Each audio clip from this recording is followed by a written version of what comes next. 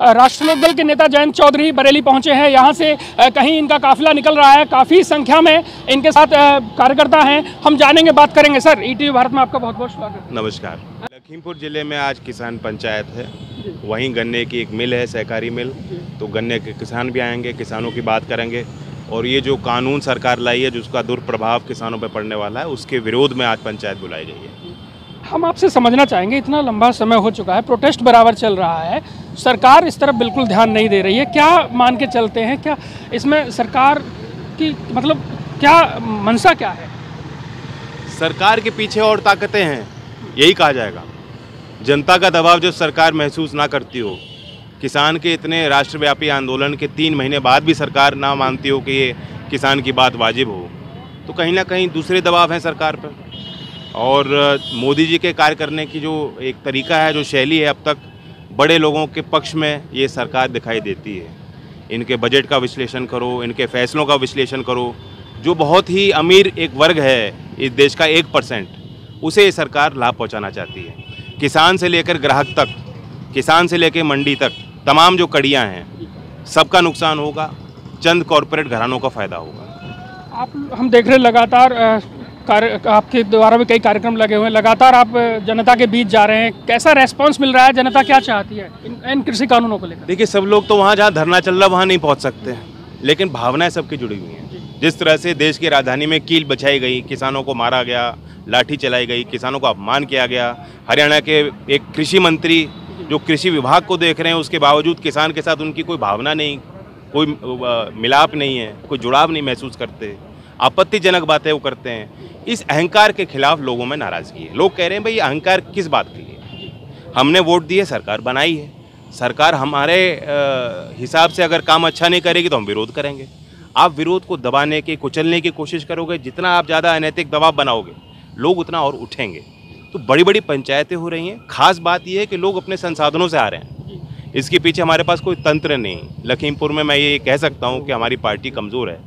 जो वहाँ लोग आयोजक हैं उनके पास इतना सामर्थ्य संसाधन नहीं है, लेकिन गाँव के लोग सहयोग कर रहे हैं, गाँव के लोग सामने आ रहे हैं, कह रहे हैं कि हम आना चाहते हैं, हम अपनी संख्या दिखाना चाहते हैं, हम अपनी ताकत को दिखाना चाहते हैं, सरकार को एहसास दिलाना चाहते हैं कि किसान को कमज़ोर ना आके सरकार, ये भावना है।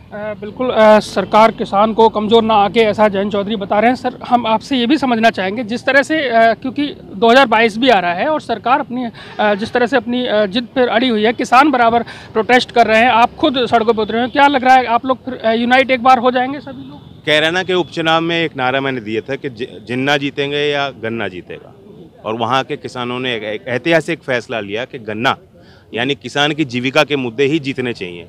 इन प्रश्नों पे ही जो है सियासत चलनी चाहिए, और इन प्रश्नों पे अगर कोई संतोषजनक उत्तर सरकार के पास नहीं है तो जो जवाब मांगेंगे जनता, तो उसके आगे तो उनको झुकना ही पड़ेगा। गन्ने का भाव 3 वर्ष से जिस सरकार ने ना बढ़ाया हो, बिजली के बिल आप देखो, गांव-गांव में, घर घर में एक तनाव है, किसान आत्महत्या कर रहे हैं, बेरोज़गार नौजवान जो हैं अपने रास्ते में चल रहे हैं, कोशिश कर रहे हैं, उनको नौकरियां नहीं मिल रही। यही विषय रहेंगे।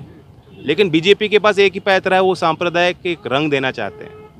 अभी भी इसको भी एक मोड़ देने की कोशिश कर रहे हैं कुछ भारतीय जनता पार्टी के सांसद और प्रतिनिधि, कोशिश कर रहे हैं कि सांप्रदायिकता के सवालों को लेकर किसानों में बंटवारे किए जाएं। जयंत जी, एक चीज़ और समझने वाली है, जिस तरह से क्योंकि काफ़ी लंबा समय हो ही चुका है, प्रोटेस्ट बराबर चल रहा है, आप लगातार जनता से संवाद आप स्थापित कर रहे हैं, उधर टिकैत भी निकले हुए हैं, अभी अखिलेश जी भी सभा करने जा रहे हैं, जैसा कि अभी जानकारी मिली है, लेकिन सरकार अपनी जिद नहीं छोड़ रही है, क्या लगता है? सरकार जिद नहीं छोड़ेगी तो गद्दी छोड़नी पड़ेगी।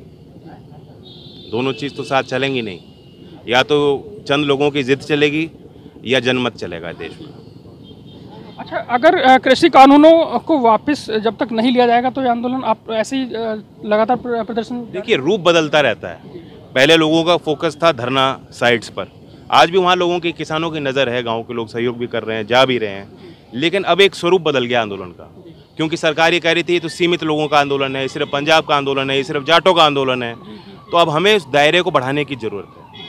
अगर बस्ती पूर्वांचल में किसान पंचायत हो रही है, जहाँ मैं गया था परसों, और वहाँ किसान आ रहे हैं, कह रहे हैं हमें एक कानून नहीं चाहिए, तो इसका मतलब है कि किसी एक क्षेत्र तक ये आंदोलन सीमित नहीं है। तो यही अब दौर है, हम भी इस कोशिश में जुटे हैं, दूसरे पार्टी के लोग, विपक्ष के लोग, नेता भी कोशिश कर रहे हैं कि इस दायरे को बढ़ाया जाए, गांव-गांव में, घर-घर में अब हमें लड़ना होगा। जैन जी, एक सवाल मैं आपसे आखिरी पूछना चाहूँगा। बीजेपी अब छोटे चुनाव में जाने की तैयारी कर रही है, त्रिस्तरीय चुनावों में भी ये अपने कैंडिडेट उतारना चाहते हैं, समर्थन कैंडिडेट को देना चाहते हैं। किस तरह से आप देखते हैं, क्या है इनकी रणनीति? देखिए, गांव-गांव में तराई-तराई मची हुई है। गांव के किसान के खेती के मसलों को लेकर आज हम लोग पंचायत कर रहे हैं। गांव का ही चुनाव आना है। अभी गुरदासपुर में भी चुनाव हुआ था, परिणाम बड़े मैं तो इसलिए इशारा कर रहा हूँ, गांव के लोग इसमें सतर्क रहें, कोशिश करें कि ये विश्लेषण जब चुनाव के बाद हो, यही विश्लेषण हो कि किसान के मुद्दों पे भारतीय जनता पार्टी को घेरने का काम किया मतदाताओं ने। धन्यवाद। कानून व्यवस्था पर और हम थोड़ा सा आपसे जानना चाहेंगे। कानून तो है, व्यवस्था नहीं। कानून तो है, व्यवस्था नहीं है, ऐसा जयंत चौधरी कह रहे हैं। साथ ही उन्होंने स्पष्ट भी कर दिया कि पूरी तरह से लगातार वो प्रदर्शन करते रहेंगे और लगातार किसानों के हक में आवाज़ उठाई जाएगी। उन्होंने बताया कि जो किसान आंदोलन को लेकर जो रणनीति इनकी बनाई गई है, उसके तहत आज ये लखीमपुर पहुंच रहे हैं और वहां किसानों से संवाद स्थापित करेंगे। श्रीपाल तेवतिया, ETV भारत, बरेली।